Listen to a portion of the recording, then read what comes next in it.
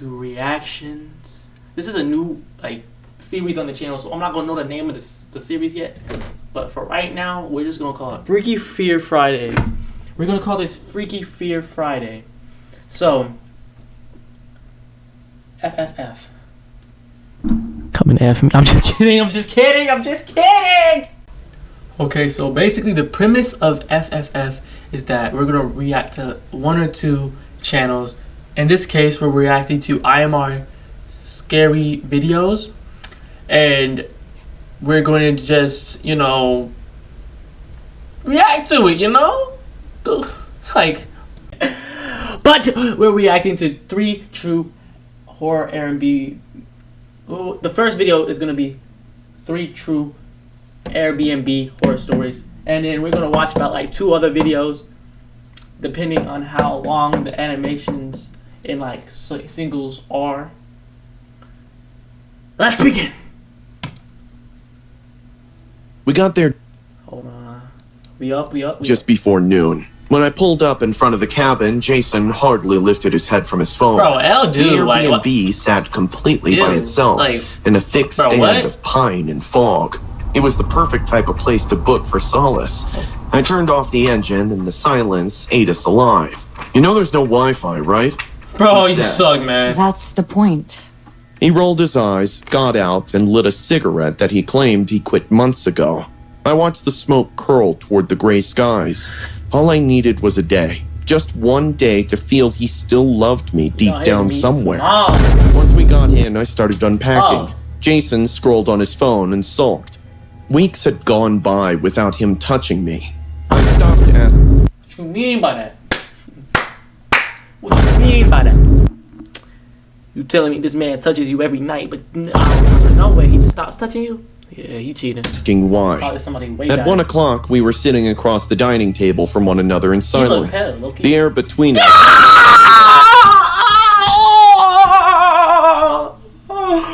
Oh, she's so hot that she's steaming, Chad. Oh my god, man.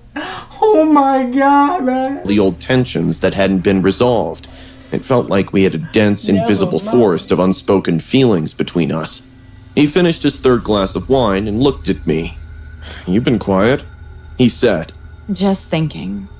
I replied. He smirked. "Wow, new hobby, huh?" He taunted, like he was the smartest in the whole wide world. Why can't you just be nice for a day, Jason? Is it too much to ask? I can't be all lovey-dovey in this crappy Airbnb. Oh, shut your goofy ass. Oh my god, this cornball. He pushed the table while standing. The glass on it fell to the floor, breaking. The fight started the way they always did. "I should have left when I had the option," he said angrily, and threw his glass into the sink, shattering into pieces just like our... See, that's what happens when you get the strap out from the... out. Ah! You get the strap from the waistband and you start loading off shots on this man. Marriage. Why didn't you? I asked calmly. He gave me a blank look. "Because I wanted you to break first." Jason stormed out. He said that he... How you gonna be looking at this? And you gonna say, "I wanted you to break first"? I don't want to be with you no more. You gonna look at this. You gonna look at this. I mean, like... Did some air. God, he left without a jacket and no flashlight. He just walked away into the tree line like the coward he was. I didn't follow him. I can't wait. I cleaned up the glass that he smashed against the sink. I sat down. I finished Jason's drink. And I waited. It didn't take long to discover what I already knew. Jason's phone was tucked away behind the firewood stack. Screen still locked.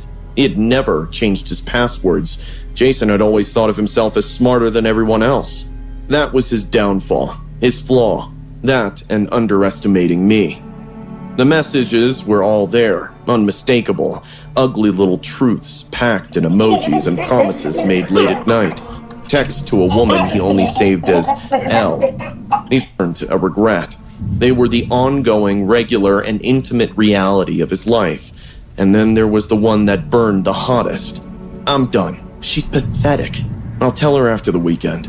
He was ready to leave me. For her. All I had given. After all I had done. Get your boot.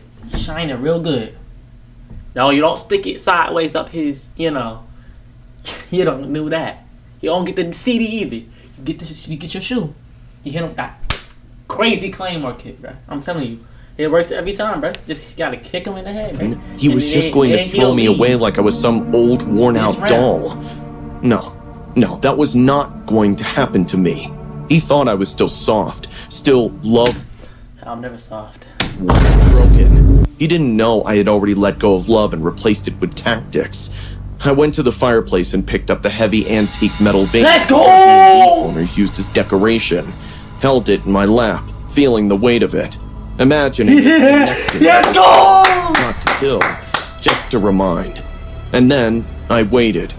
When Jason returned, he knocked him out into the doorway, dripping with sweat and smirking like he still had a chance to talk his way out of it.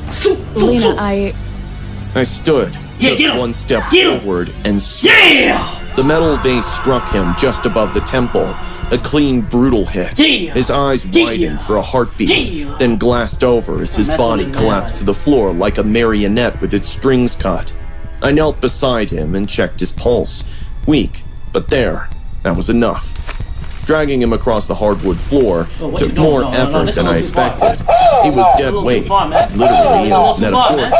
It's a little too far, man. This is a little too far, man. Out the back door, down the path, and through the trees. The waterfall thundered behind the cabin. That 500-foot drop had been the real reason I chose this Airbnb. Not the view, not the quiet, the fall. The kind of place that made bodies vanish. I dragged Jason right to the edge, where the moss turned slick and the spray hit my face. He groaned, dazed, starting to stir. Perfect timing. I leaned down, brushed his damp hair from his forehead, and whispered into his ear. This is what you get for betraying me. Goodbye, darling. Then I pushed. There was no squeeze, just a wet... Oh! Oh, what is this posture? Chill, what is this posture, bro? What is this? Ew. Ewy. Ewy. Ewy. Ewy. Ewy. Ewy. Ewy. Ewy. No. Brutal silence as his body disappeared into the roaring white below. When it hit, I didn't flinch. Now, Randy Orton, come for the same, man. Where you at? The rocks would strip his face of features. The cold would keep him preserved, unreachable. They'd never find him. I walked back to the cabin, and began the rest of my work. I sliced a neat Whoa! What are we doing? Bruised my shoulder on the corner of the counter, smashed the mirror, and scattered blood across the tile. Then I picked up the phone. Only one call needed to be made. I didn't care that there was barely any service. No Wi-Fi. This place had always been perfect for what I needed. My husband. My voice shook. Just enough. You just self-reported, bro. He said he couldn't take it anymore. He literally has blood force trauma, bro.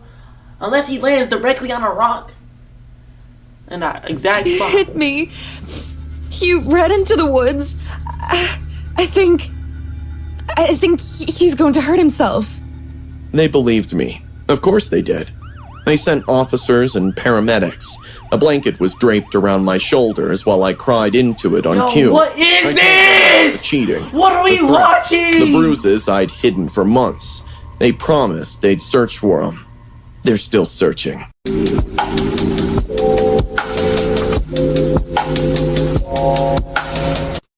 Strangest phobias. Some are afraid of pets. Others are afraid of people. And some are even afraid of the color yellow. My fear may not be as weird as the last one, but even so, people are still surprised when I am terrified of Legos. I can't describe how much I am repulsed by them. When I see them, I just want to kick them as far away as possible and leave. Many people think my actions are unjustified, and maybe I'm a little crazy, but nobody had Legos inside their body. Nobody had Legos covering their entire throat and stomach. None of these people almost died from Legos. To be fair, it wasn't the Legos that almost killed me. It was the person who was playing with them.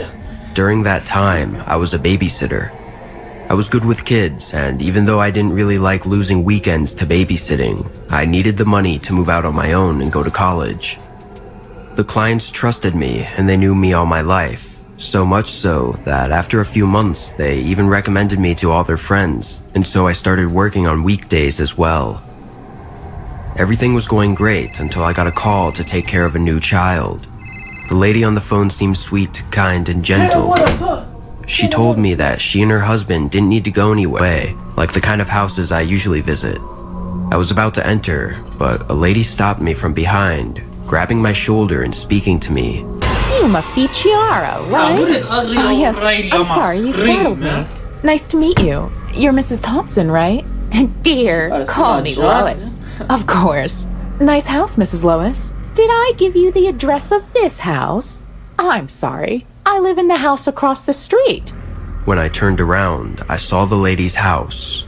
It was really huge and in perfect condition. I could tell she had a lot of money and a very good taste. Normally, I wouldn't go in her house because she had given me the wrong address. It seemed a little suspicious, but maybe it was my teenage innocence or my need for money, but I ended up trusting her and going to the house. As I entered the house, her husband, who looked the same age as her, welcomed me with open arms. You must be Gloria's neighbor. Nice to meet you. My name is Al. Nice to meet you, Mr. Al. My name is Chiara. I know. Gloria told us so much about you. It's good to have someone we can trust to take care of little Ed. They both walked me through the huge house to the boy's room. As soon as they opened the door, a little boy was on his back, kneeling against the wall. Trying to make a good impression, I went over to greet him. Hello, little Edward. My name is Chiara. A pleasure to... When I touched his back, the boy fell down and made a thud against the floor. This was not a child. It was a plastic doll. Ed, it was very hard to find her. Take good care of your new babysitter because she will be the last one this year. You understand? Who are you? Oh! Behind me stood the real Ed. This was a huge adult, over 40 years old. He was almost 6 feet tall, and his body was large and deformed. He was wearing a bib and diapers. Yes, Mom. Yes, Dad. I'll take care of her. I'm sorry, but I don't think I can take care of... And before I finished, they closed the door and locked it. They always leave before Edward looked at me with innocent and terrifying eyes, while drool was falling from his mouth. Are you my new toy? What? No, I'm not a toy. I'm a babysitter, and you must listen to me. Do you understand? Look, Daddy bought me a huge bag of Legos. Do you want to play? We will play later, but now I have to talk to Mom and Dad, and then I'll come back. Understand? No! I want to play now! Furious, the man dressed up as a boy jumped violently at me. While grabbing my head with one hand, he used the other to rub Legos in my face. They were just toys, but they hurt like hell. Play! Play! Play! Somebody help! Okay, I will play with you. Suddenly, the man stopped and gave me a big smile. Yes! Let's play the food game! Yes, sure. For the moment, I had no choice but to play along. I had some pepper spray stashed away. I could use it to escape, but I had to be cautious. What do you As mean? Ed threw Legos Use at a toy it. He's plate, gonna I squash slowly you, bro. approached my Just bag. use it. I noticed that there was a moving camera in the corner of the room. Because the camera. They were probably spying the camera's on gonna us, stop so you I from had to the be careful. self-defense, bro. Here's the food! Enjoy it! Bro, just use the pepper Thank spray. you, Ed. Are you dumb? Nah, This is delicious, Ed. Did you cook it? Dummy, you're not eating! I'll help you! No! Yeah, With GG. enormous violence, Ed Okay. jumped at me again. With one hand, he Ain't grabbed my no hair, way. and with the other, he started shoving Lego. The second I see this man lunge again, I'm freaking hoofing back. He's gonna hit the ground real quick. And I'm hitting him with a curb stomp onto the floor and a sprint out that room. That's all you gotta do. Was into my mouth. Ed, you're hurting me. You must eat! So you'll grow up to be a big, strong girl! Eat or there'll be no dessert! His gaze was totally lost. Nah, bro. He had gone totally crazy from 1 second to the next. I closed my mouth as hard as I could, but that was the only thing I managed to do, as Edward opened my mouth with his huge hands and, full of Legos, almost shoved it down my throat. I wanted to vomit, but I had no room for anything. I was swallowing Legos like crazy. I was choking. I was having a hard time breathing in, and in the act of desperation, I kicked Edward, who let go of me and started crying. You're so mean! I just wanted to feed you! The kick wasn't even that hard. I looked at him, confused, as he spat the Legos from the floor. Suddenly the door opened, and angrily, Al came to the rescue of his son Edward, while his wife came at me with a knife. How dare you hurt our son, you brat! Yo, you were dead the whole time, so you could have washed him yourself. As the woman ran towards me, I took my chance and took the pepper spray out of my purse. You play with him, you damn witch! No! Mama! They both ran towards her as I ran out of the house, desperate. Many neighbors saw me leaving and quickly called the ambulance. I had swallowed too many Legos. The only thing that saved me from suffocating to death was that the doctors arrived quickly, as the ambulance was only a couple blocks away. After what happened to me, the elders were arrested and the whole truth came out. They didn't know my neighbor, they were just watching me. They wanted me to be Edward's next victim. These two people were not his real parents. He had been kidnapped when he was still a teenager, and from then on, they took care of him as if he were their own. Edward didn't know he was killing all those people, but his fake parents entertained themselves by watching him. Edward was taken to a crummy psychiatric hospital, but since I moved to the city and started working, I got permission to move him to a better place. He now recognizes me as his big sister. I'm no longer afraid of him for what he did to me, because just like me, he was just a victim of the real monsters who manipulated him too. Hey guys, I hope you're enjoying the video. Oh, hey guys, hope you're enjoying the shut up.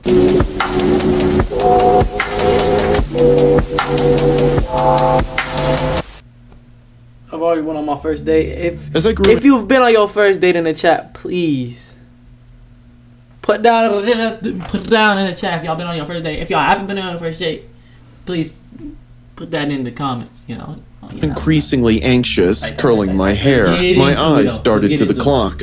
Cassie, my roomie, lay sprawled on the bed as she scrolled through the reels. Okay. The reels! That's how you know she's real for real. Even though she's chunky for real, she's still real. Because reels is better than TikTok. I've seen too many strokages happening on TikTok. How well do you know him? She asked with a frown. People tell me go to TikTok. TikTok better. TikTok is not better, bro. Instagram is better. I do not want to see no guys getting stroked. No, thank you. Rolled my eyes, assuming she's just jealous. The Uber was downstairs waiting for me. It took me 20 minutes to reach the date location, a cozy cafe next to the highway. Once I stepped in, I saw Ryan in his black attire at the only empty table amidst a sea of couples in the cafe. I smiled, admiring his punctuality, a real rarity these days. Did I keep you waiting? I asked, but now I felt seated. No, just 30 days, 20 hours, and 5 minutes. We laughed out loud together, and right then and there, I knew I was going to have fun with this date. Conversation flowed easily. We laughed, flirted, and fed each other bites from our dishes. I was certain that if he invited me over to his place after dinner, I'd probably say yes. At around 9:30, Ryan excused himself to the bathroom. As he walked away, his handkerchief fell from his pocket. I bent to pick it up to return it, but somehow it didn't feel right. It felt heavier than I expected. Curiosity gnawed at me, and I unfolded it. My breath hitched in my throat. There was a shiny, sharp scalpel wrapped in it. Dried blood was still stuck to the blade. My body went right into the shutdown mode. Suddenly, Cassie's worries echoed in my mind. I must get out of here soon. Before Ryan could come back, I forced my face into a neutral expression. I slipped the handkerchief into my purse and steadied my hands. Ryan returned with a smile on his handsome face that didn't feel handsome anymore. All okay? He asked, scanning me. I nodded, forcing a smile. Yeah. Just checking my phone. I pretended to eat, desperate not to raise suspicion. How about we go to my place for a couple of drinks? How you gonna pretend to eat? No. How you gonna pretend to eat? See you fake and eat it. Just say you ate to make you so. Just say you ate to make yourself not so suspicious. You don't gotta say I pretended to eat because you are eating. The morsels are going into your mouth. They're chewing up and they're going down your throat. You're eating. Oh, actually, my roommate just called. She's sick. I'm sorry, but we have to call it a night. Ryan's expression shifted. His eyes darkened. You said this was handsome? What even is it? Ugh. Oh, snap. I hit it. Slowly, he picked up the fork from my plate. I noticed how he gripped it like a knife. Then, out of nowhere, he flattened his free hand against the table and began playing five-finger fillet. He was stabbing the fork between his fingers at an alarming speed.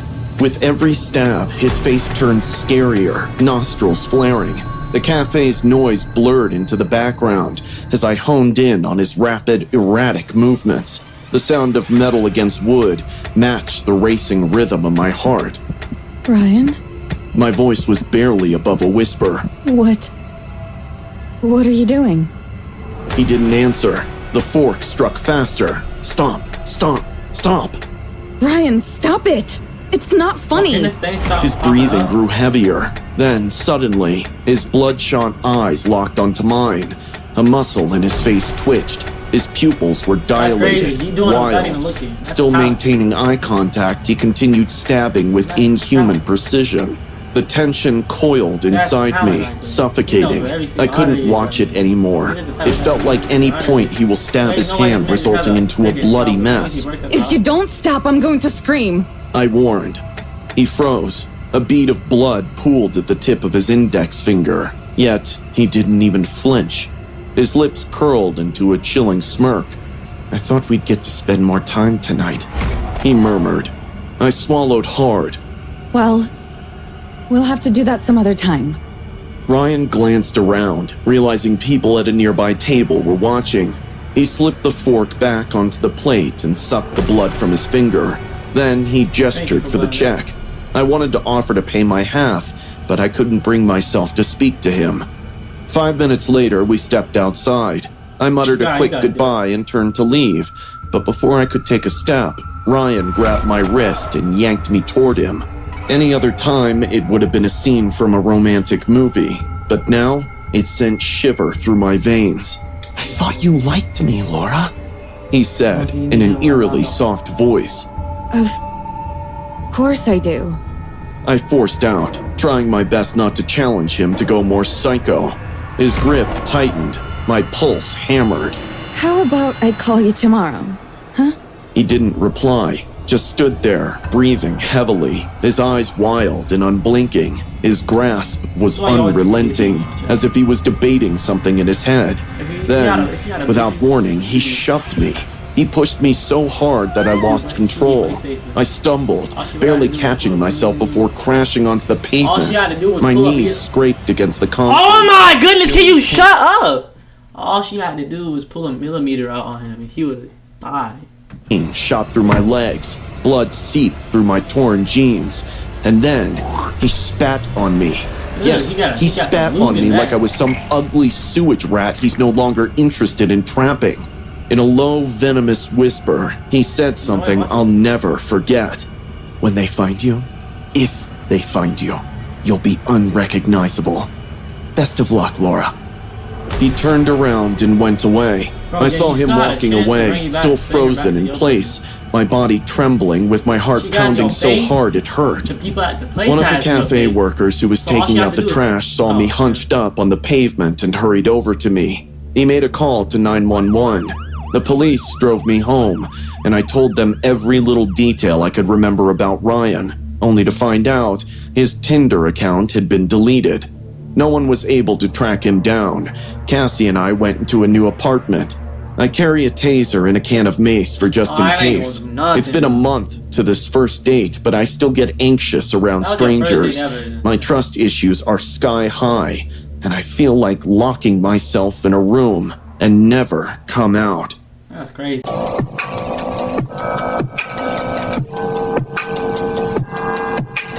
This is the final animation of the day. Right here. Right now. So, without further ado, this better be the scariest thing I've ever seen. If not, I'm gonna have to give IMR a big thumbs down and move on. Let's get it.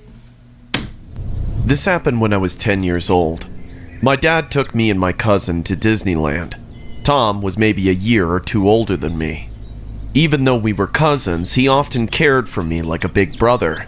That was our first time in Disneyland, hence we got blown up entering the fairy tale world. There were exciting rides everywhere, with all the Disney themed setup. We were so much overflown with joy that we got confused about where to start from. Tom and I were huge fans of science and tech stuff, so without wasting a second, we rushed to Tomorrowland. Every ride was full of fun. Other than that, we ate as much junk food as we could. That one day, Dad said yes to almost everything. We spent a huge amount of time scavenging the entire park as much as we could. To catch our breath, we sat on a bench near Alice in Wonderland. Dad got us ice cream, and it was a perfect weekend in the best way possible. I was enjoying my chocolate cone while looking around, trying to grab as much beauty as I could of that place, when Tom's voice broke my concentration. You know, there's a haunted man. I'm finna stroke your meat if you don't get over here. What? The sun was long gone. The entire Disneyland was glowing and dark, and Tom's words started to spook me out. I never enjoyed talking about ghosts and stuff. I still don't. Tom smiled and said, "You don't know the story?" "What story?" "The one about the crying kid." "No. Why? What happened?" "People say there was a woman who came to visit the haunted mansion with her little son on his birthday. The son fell in love with that place and wished to revisit it on his next birthday. But before he could, he died due to some unknown reasons." I stopped him, "But he didn't die here. Then how come this place is cursed?" "Well, you didn't let me finish, idiot. Keep quiet and listen." Tom went on. "Next year on his birthday, the mother came back with the little boy's ashes, and it said that she scattered them inside the haunted mansion so the boy's soul can live forever. Since then, people visiting the haunted mansion after dark keep hearing the cry of a little boy inside that mansion. Some say he's still there." Jeez. Tom stood up laughing, seeing me spooked out just by a crow. I looked up and saw the night sky above. The crowd was getting thinner around us. My dad called out and said we have an hour more to do whatever we want. Then we'll be heading home. He went to grab a drink and Tom said, "Let's check out the haunted mansion." Honestly, I would have not hesitated before, but after that creepiest story, I started having second thoughts. Seeing me pondering like that, Tom chuckled, saying, "I didn't know you were such a chicken." "Shut up. I'm scared of nothing." "Then let's go." I noticed my dad walking away. I then looked back at Tom. He stood there with "you're such a kid" face, if that makes any sense, but whatever it was, he knew his story freaked me out. But eventually I decided to man up and go with him. There weren't many people around the haunted mansion. As we were about to enter, we only saw a crew member standing near the door. "Welcome to the last ride of the day." The woman smiled and opened the front door for us. It was ironic enough that I am already freaking out by a crazy story and about to hop onto the last show of the night. The Haunted Mansion is a dark ride attraction. It features a ride-through tour in omni-mover vehicles called doom buggies, and a walk-through show is displayed to riders waiting in the line queue. As we entered the mansion through a doorway, we reached into the foyer, lit by a large, flickering, cobweb-covered chandelier and surrounding candelabras. The lighting and sound effects made me feel like I'd been taken back to the times of Count Dracula. Suddenly, a deep, resonant voice of an invisible spirit started speaking. "When hinges creak in doorless chambers, and strange and frightening sounds echo through the halls, Whenever candle lights flicker, where the air is deathly still, this is the time when ghosts are present, practicing their terror with ghoulish delight. No, this got me on edge. Oh, this is gonna be fun, Tom exclaimed in joy. Got me on edge. A pair of sliding doors opened, and after entering, we found ourselves in one of two similar octagonal rooms, which are large, slow-moving elevators with two sets of walls, the lower of which does not reach the ceiling. This room has very dim lights, making the entire setup quite scary. There were paintings hung on those walls, and the sound effect going on. To take a closer look at the painting on the wall right next to me, I leaned on the wall. I was staring at the painting when a hand grabbed my t-shirt and pulled me. Without turning in that direction, I said in an irritated voice, "I'm coming, Tom, just let me look around a bit." But he again pulled my t-shirt, and I turned back to yell at him for irritating me, when I found myself standing alone in that room. Tom? Tom? I'm here! Hurry up, the ride is about to start! Turning a corner, I entered the load area, where a seemingly endless stream of black carriages with dune buggies descended one staircase and ascended another.